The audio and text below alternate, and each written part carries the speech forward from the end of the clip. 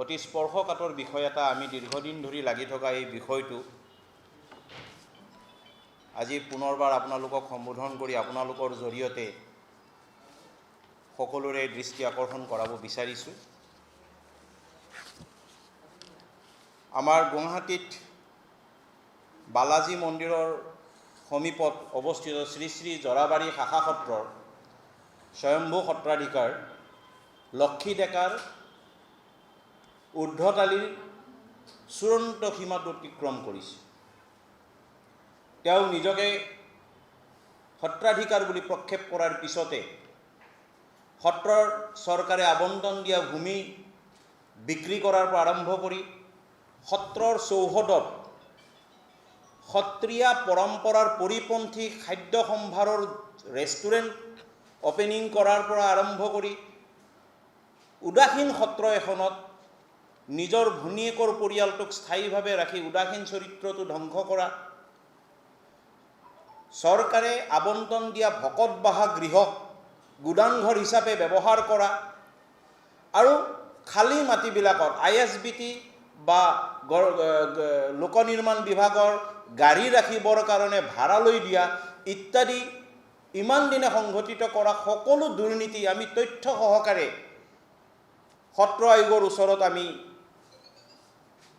দাখিল কৰিছোঁ। সত্ৰ আয়োগক আমি ইয়াৰে তদন্ত দাবী কৰিছিলোঁ। সত্ৰ আয়োগে জিলা উপায়ুক্তক লিখিতভাৱে নিৰ্দেশ দিছিল। জিলা উপায়ুক্তই ৰহস্যজনক কাৰণত এই গোটেই ঘটনাটো গাপ দি থৈ দিছে। আমি পুনৰবাৰ তেওঁলোকক ৰিমাইণ্ডাৰ দি আছোঁ। ইয়াৰ পিছত সেই সত্ৰাধিকাৰগৰাকীয়ে তেওঁৰ মই মতালিৰ চূড়ান্ত উদাহৰণ দাঙি ধৰিলে অহা 6 এপ্ৰিলত সত্ৰৰ উন্নয়নৰ কাৰণে তেওঁ লটাৰী সদৃশ জুৱা খেলা এখনৰ অনুষ্ঠিত কৰিছে। এতিয়া সত্ৰ এই পৰ্যায় পালেগৈ যে সত্ৰৰ উন্নয়নৰ কাৰণে আজি জুৱা খেল আৰু অহাকালি যে দেহ ব্যৱসায়ত লিপ্ত নহ'ব তাৰো কোনো আমি নিশ্চয়তা দিব নোৱাৰোঁ। গতিকে সেই লটাৰী খেল যিটো সময়ত আমাৰ তাত আছে, মহামান্য উচ্চতম ন্যায়ালয়ৰ নিৰ্দেশনা আমাৰ লগত আছে যে ইয়াক কোনো অনুষ্ঠানৰ নামত লটাৰী খেল পাতা সম্পূৰ্ণৰূপে নিষিদ্ধ আৰু ইয়াৰ তথ্য যোনে গম পায় সেই লগে লগে আৰক্ষী বিভাগত নহ'লে জিলা উপায়ুক্তক জনাব লাগে আৰু শীঘ্ৰে বন্ধ কৰিব লাগে বুলি হাইকোৰ্টৰ নিৰ্দেশনা আছে। আৰু এইজন লক্ষী ডেকা স্বয়ম্ভু লক্ষী ডেকা সত্ৰাধিকাৰে নিজে এই লটাৰী খেলৰ তেওঁ প্ৰমোচন কৰিছে। 50 টকাত 50খন গাড়ী এজন সত্ৰাধিকাৰৰ এই ধৰণৰ ভাষ্য। গতিকে এই আৰু অতি সংগোপনে কৰিছে। আপোনালোকে ডাইৰেক্টলি নাপাব, এইবিলাক আপুনি ফোন কৰিলে বিভিন্ন জাগাত মাতি তাত তেওঁলোকে সেই টিকেটবিলাক দিয়ে। সাংঘাতিকভাৱে জুৱাৰ আড্ডালৈকে পৰিণত কৰিলে এই শ্ৰী শ্ৰী জৰাবাৰী শাখা সত্ৰখন। গতিকে এই সত্ৰাধিকাৰগৰাকীক বিৰুদ্ধে কি ৰহস্যজনক কাৰণত প্ৰশাসনে ব্যৱস্থা লোৱা নাই তাৰ কাৰণে আমি আচৰিত হৈছোঁ, চিন্তিত হৈছোঁ। প্ৰেছ ৰিলিজখিনি দিব লাগিব।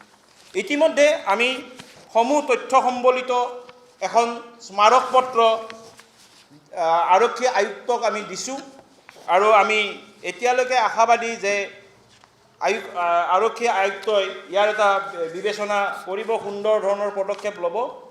আৰক্ষী আয়ুক্তক দিয়া এইখন চিঠি আমি দিছোঁ, ৰিচিভ কপি আমাৰ লগত আছে।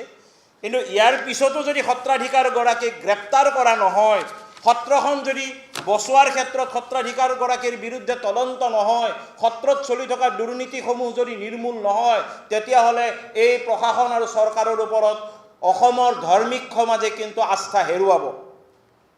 কাৰণ ইতিমধ্যে এই স্বয়ম্ভু সত্ৰাধিকাৰগৰাকীয়ে সত্ৰ দৰ্শনাৰ্থীৰ কাৰণে ভক্তৰ কাৰণে কিন্তু তলা লগাই থৈছে। তাত দৰ্শনাৰ্থী আৰু ভক্ত যাব নোৱাৰে, সত্ৰখন কেৱল বেপাৰৰ কাৰণে ব্যৱহাৰ কৰিছে। গতিকে এই স্পৰ্শকাতৰ বিষয়টো আপোনালোকৰ জ্ঞাতাৰ্থে জনালোঁ আৰু আপোনালোকৰ জৰিয়তে সমূহ অসমবাসী ৰাইজকো আমি জনাবলৈ ইচ্ছা প্ৰকাশ কৰিছোঁ। গতিকে আমি বিচাৰিছোঁ অতি শীঘ্ৰে লক্ষী ডেকাৰ বিৰুদ্ধে ব্যৱস্থা গ্ৰহণ কৰক। তাৰ কাৰণে আমি ইতিমধ্যে চৰকাৰৰ সকলো কৰ্তৃপক্ষক আমি জনাইছোঁ।